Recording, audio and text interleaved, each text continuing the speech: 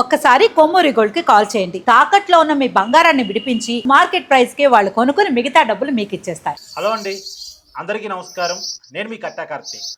Phone tapping కేసులో BRS నేత మాజీ మంత్రి హరీష్ రావు విచారణ జూబ్లీహిల్స్ పిఎస్ లో కొనసాగుతోంది.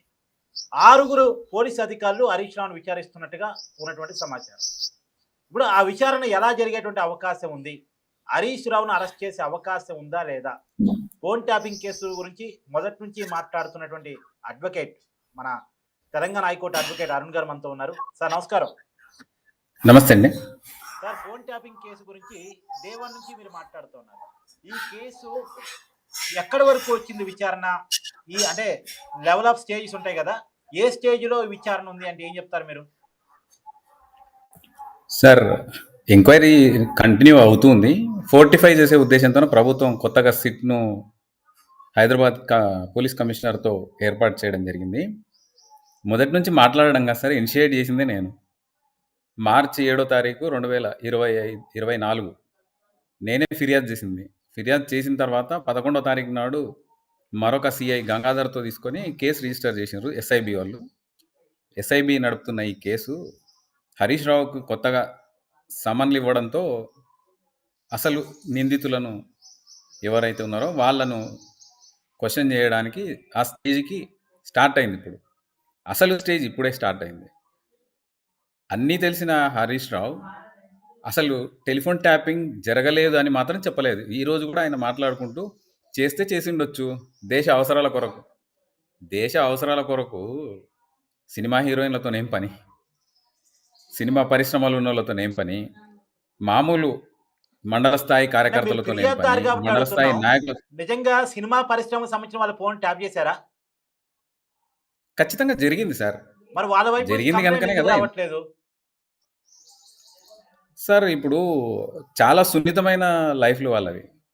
అరిటాకు వెళ్ళి ముళ్ళు మీద పడ్డా, ముళ్ళు వెళ్ళి అరిటాకు మీద పడ్డా నష్టపోయేది అరిటాకే. అందుకని వాళ్ళు చాలా సెన్సిటివ్ కాబట్టి వాళ్ళు ఇంకా ముందుకు రాలేదు. వస్తే బాగుంటుంది. వాళ్ళొక్కరినా సార్ ఎమ్మెల్యేలు, అదర్ సైడ్ ఎమ్మెల్యేలు, ఎంపీలు, మండల స్థాయి నాయకులు, వేరే పార్టీ వాళ్ళతోన పోలీసుకి ఏం పని? ఆ రోజున్న ఎస్ఐబి దేశ అవసరాలకు మరి ఎప్పుడైనా రిపోర్ట్ చేసిందా? ఖచ్చితంగా రాష్ట్ర ముఖ్యమంత్రికి అధికారం ఉంటుంది. తనకున్న హంగు ఆర్భాటాల్లో అంగాల్లో ఎవరైనా సరే ఇన్ఫర్మేషన్ సేకరించుకునే వ్యవస్థ ఉంటుంది. కానీ నేను ముఖ్యమంత్రి అని చెప్పి అడ్డగోలుగా ఇన్ఫర్మేషన్ తెప్పించుకునే అవకాశం ఎవరికి లేదు. There must be A procedure. One should follow the procedure. ఇంకా ప్రభుత్వం తరఫున పనిచేసే వాళ్ళు, రాజ్యాంగం మీద ప్రమాణం చేసి పనిచేసే వాళ్ళు ఇంకా ఎక్కువ కాన్షియస్గా ఉండాలి, ఇంకా ఎక్కువ అప్రమత్తతతో ఉండాలి, ఇంకా ఎక్కువగా చట్టాన్ని ఫాలో అవ్వమని చెప్పాలి. అంతేగాని నేను రాష్ట్ర ముఖ్యమంత్రిని, నా కారుకి ఎవడైనా ఎదురొస్తే తొక్కిచ్చేస్తా, బుల్డోజర్కి ఎదురొస్తే నరికిచ్చేస్తా అని చెప్పడం కరెక్ట్ కాదు.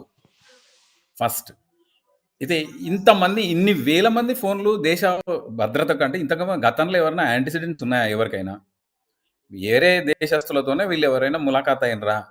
వేరే దేశస్తుల అకౌంట్లోకి వెళ్ళి వీళ్ళకి ఎవరికైనా డబ్బులు వచ్చినాయా? ఏమైనా దందాలు చేస్తున్నారా? ఇన్ని వేల మంది, ఇన్ని వందల మంది అయితే చేయరు కదా.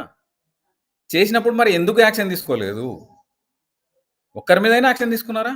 తీసుకోలేదు. ఎందుకంటే అది వాళ్ళ అవసరాలకు, సొంత అవసరాల కొరకు వాడుకున్నారు. ఈరోజు కూడా పెద్ద అబద్ధం చెప్తాడు సుప్రీంకోర్టు. హరీష్ రావు చెప్తాడు సుప్రీంకోర్టు నా కేసు కొట్టేసింది అంటాడు.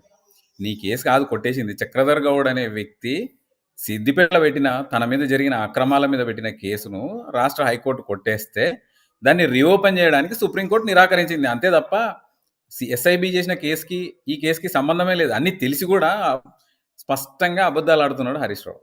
హరీష్ రావుకు తెలియంది ఏం లేదు. ఎందుకంటే డిఫాక్టో సీఎం కేటీఆర్ అయితే తర్వాతి స్థాయి ఖచ్చితంగా హరీష్దే.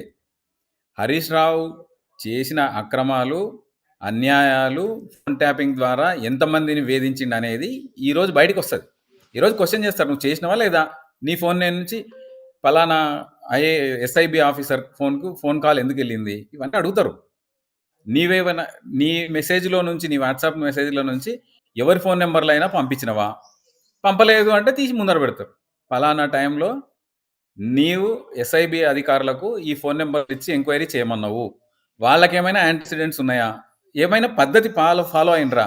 నీవు చెప్పినవు సరే బాగుంది, మరి చట్టబద్ధంగా హోమ్ సెక్రటరీ స్టేట్ కానీ హోమ్ సెక్రటరీ సెంట్రల్ కానీ వాళ్ళ పర్మిషన్లు ఏమైనా తీసుకున్నారా? ఏ రోజు నుంచి ఏ రోజు వరకు కాల్ రికార్డింగ్స్ పెట్టినరు? ఎందుకు తీసుకోవాల్సి వచ్చింది? దాని తర్వాత జరిగిన పరిణామాలు ఏంటివి? దానికి సంబంధించిన రికార్డ్ ఎక్కడా? రికార్డ్ అంతా డిస్ట్రాయ్ చేసిరు కదా. డిస్ట్రాయ్ ఎందుకు చేసిండ్రు? ఇవన్నీ బయటకు వస్తాయనే కదా డిస్ట్రాయ్ చేసింది. ఎందుకంటే టెక్నాలజీ అనేది మనము సొఫెస్టికేటెడ్ మనకు మాత్రమే తెలుసు అనుకోవడం అమాయకత్వం అవుతుంది. ఎన్ని దగ్గరలో రిస్టోర్ అవుతుంది? క్లౌడ్లో ఉంటుంది, మదర్ నెట్వర్క్లో ఉంటుంది, ఇవన్నీ ఉంటాయి కదా. అవన్నీ కలెక్ట్ చేయడం జరిగింది. ఆ పెన్ డ్రైవ్లో మరి ఎందుకు వచ్చినాయి? హరీష్ రావు ఫోన్ నెంబర్ ఎందుకు వచ్చింది? ముఖ్యమంత్రి గారు కదా ఇన్ఫర్మేషన్ తీసుకోవాల్సింది, ముఖ్యమంత్రికి కదా ఎస్ఐబి ఆన్సరబుల్ ఉండేది. మరి ఈ మంత్రులు ఎందుకు మధ్యలో ఇన్వాల్వ్ అయినారు? కేటీఆర్ ఎందుకు ఇన్వాల్వ్ అయినట్టు? హరీష్ ఎందుకు ఇన్వాల్వ్ అయినట్టు? వేరే శ్రీనివాస్ గౌడ్ కావచ్చు, జగదీశ్వర్ రెడ్డి కావచ్చు, వీళ్ళందరూ ఎందుకు ఇన్వాల్వ్ అయినట్టు? ఎందుకు వాళ్ళతో ఎస్ఐబి అధికారులతో మాట్లాడినట్టు? వీటన్నిటికీ ఆన్సర్ చెప్పాల్సి వస్తుంది కదా. హరీష్ తప్పించుకునే సమస్యనే లేదు. ప్రభుత్వం రాజకీయాల ద్వారా వచ్చింది. రాజకీయాల ద్వారా నష్టపోకూడదు, జరుగుతున్న పరిణామాల మధ్య వీళ్ళని అరెస్ట్ చేస్తే వీళ్ళకి సానుభూతి వస్తుంది అని ప్రభుత్వమే ఆపుతుంది కేసును.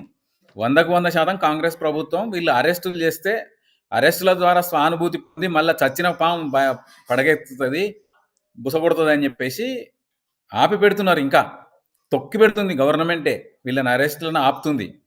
జరగాల్సిన డ్యామేజ్ అంతా కూడా ఆన్లైన్లో ఈ కేసుల వల్ల నోటీసులు రావడం వల్ల వీళ్ళు జవాబులు చెప్పుకోలేని పరిస్థితికి పోవడం వల్ల బీఆర్ఎస్ పార్టీకి ఎప్పుడో జరిగిపోయింది నష్టం. జరగాల్సిన నష్టం జరిగిపోయింది.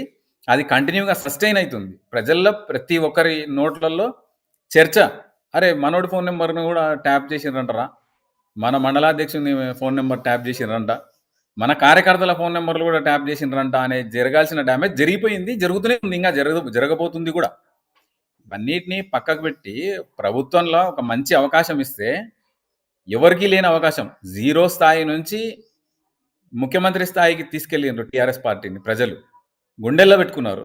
గుండెల్లో తూట్లు పొడిచి, ప్రజల గుండెల్లో తూట్లు పొడిచి ఎన్ని అక్రమాలు చేయాలనో, ఎన్ని అన్యాయాలు చేయాలనో, ఎన్ని డబ్బులు రాబట్టాలనో, లక్షల కోట్ల రూపాయలు ప్రభుత్వం అప్పులు చేయించి ఆ డబ్బులన్నీ కూడా వాళ్ళ సిండికేట్లకు తరలించకపోవడం, ఇవన్నీ కూడా ఒకటేనకొకటి మనం చూస్తూనే ఉన్నాం. కొన్ని కొల్లలు కేసులు, భూముల కుంభకోణాలు. సార్, ఈ విచారణ ఎప్పుడో 2024లో స్టార్ట్ అయింది. ఇప్పుడు మనం 2026లో ఉన్నాం. దగ్గర దగ్గర విచారణ స్టార్ట్ అయ్యి 20 నెలలు గడుస్తుంది. ఎందుకు అనుకున్నంత పురోగతి లేదు అంటే ఏం చెప్తారు సార్? పురోగతి అంటే అరెస్టులే కదా. అందరు ఆశించేది అరెస్టులే.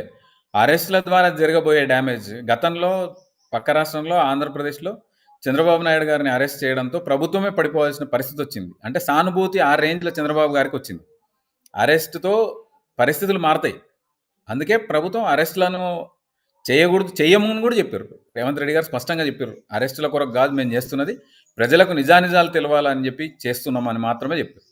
ప్రజలకైతే నిజాలు తెలుస్తున్నాయి కదా. పరంగా అరెస్టు చేయాల్సి వచ్చినప్పుడు చేయటమే కదా. మళ్ళీ దాన్ని మేము అరెస్టు చెయ్యము, తప్పుని మేము క్షమించేస్తాం అంటే కుదరదు కదా. అది ప్రభుత్వాల బాధ్యత కదా. చట్టం తన పని తను చేసిపోవాల్సిందే కదా.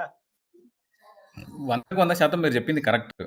కానీ చట్టం కదా చేయాల్సింది, ముఖ్యమంత్రి గారు కాదు కదా అరెస్ట్ చేయాల్సింది. అవును, ఐఓ ఆఫీసర్. అదే నేను అడుగుతుంది కేవలం రేవంత్ రెడ్డి గారిని కాదు, నేను ప్రభుత్వం జరుగుతున్న విచారణ అడుగుతున్నాను. ఎందుకు జరగాల్సినంత పెద్దగా పురోగతి లేదు కదా అనేది. సార్, ప్రభుత్వంలో అధికారులు భాగమే. గతంలో ఎస్ఐబి ముఖ్యమంత్రికి చెంచా కింద పనిచేసింది. అంటే వాళ్ళు కూడా ముఖ్యమంత్రి మాటిన్నట్టే కదా. అధికారికంగా ఏ డైరెక్షన్స్ ఉండవు, అనధికారికంగా కనుచూపు తో శాసిస్తారు. అదే జరుగుతుంది ఇక్కడ కూడా. ఇప్పుడు కూడా అదే జరుగుతుంది. వాళ్ళు లాభపడతారు, తప్పు చేసి కూడా లాభపడే అవకాశం ఉంది కాబట్టి అన్నీ చూసుకొని వెళ్ళాలి. కాబట్టి ప్రభుత్వం ఇప్పుడు మనం డ్రైవ్ చేస్తున్నప్పుడు ఏదో 100 మీటర్ల దూరంలో ఒక చిన్న కదలిక వచ్చినా మనం బ్రేక్ చేసుకుంటాం, బండిని బ్రేక్ చేసుకోవాలి కూడా. చేసుకోకపోతే తర్వాత జరిగే పరిణామాలు చట్ట పరిధిలోకి వెళ్ళిపోతారు. ఎవరైనా సరే శిక్ష అనుభవించాల్సి వస్తుంది. అట్లా శిక్ష అనుభవించడం అంటే ప్రజా జీవితంలో ప్రభుత్వం ఇబ్బంది పడుతుంది.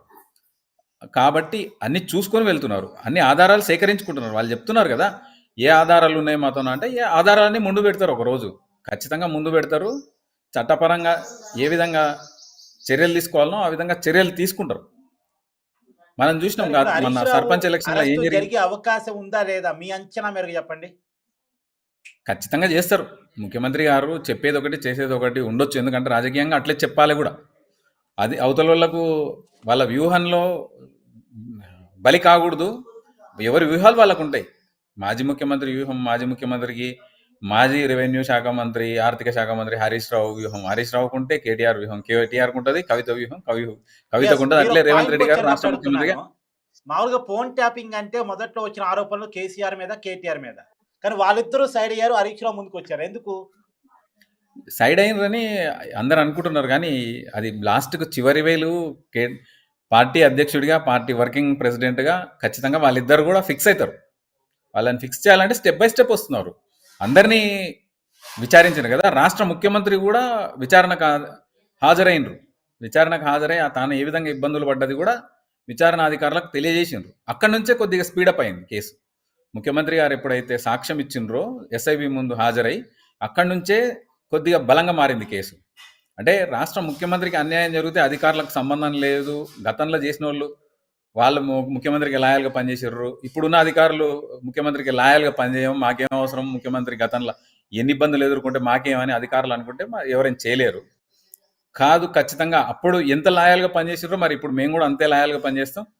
అప్పట్లో రేవంత్ రెడ్డి గారికి ఇబ్బందులు చేసారు కాబట్టి మేము కూడా అరెస్టులు చేస్తాం అనే కమిట్మెంట్ ఇప్పుడున్న పోలీసు వాళ్ళకు ఉంటే ఖచ్చితంగా అరెస్టులు జరుగుతాయని నేనైతే భావిస్తున్నాను. Yeah, thank you sir.